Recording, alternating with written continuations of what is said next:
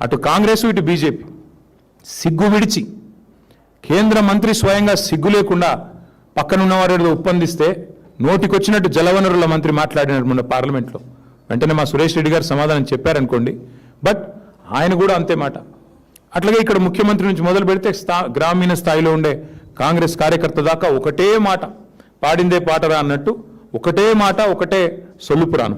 అందుకే ఈ జలద్రోహులు ఎవరైతే ఉన్నారో 60 ఏళ్లుగా తెలంగాణకు నీళ్లు ఇవ్వకుండా ఏడిపించిన వాళ్ళు, 60 ఏళ్లుగా తెలంగాణ రైతులను ఇబ్బంది పెట్టిన వాళ్ళు, గోసబుచ్చుకున్న రాబందులకు ఇవాళ ఈ తీర్పుతో జ్ఞానోదయం కలిగి ఉండాలని చెప్పి నేను అనుకుంటా ఉన్నా. వాస్తవానికి తెలంగాణ రైతాంగానికి కాళేశ్వరం ఒక వరప్రదాయిని, తెలంగాణ రైతాంగానికి కాంగ్రెస్ ఒక శనేశ్వరం. ఇది మొదటి నుంచి మేము చెప్తా వచ్చాం.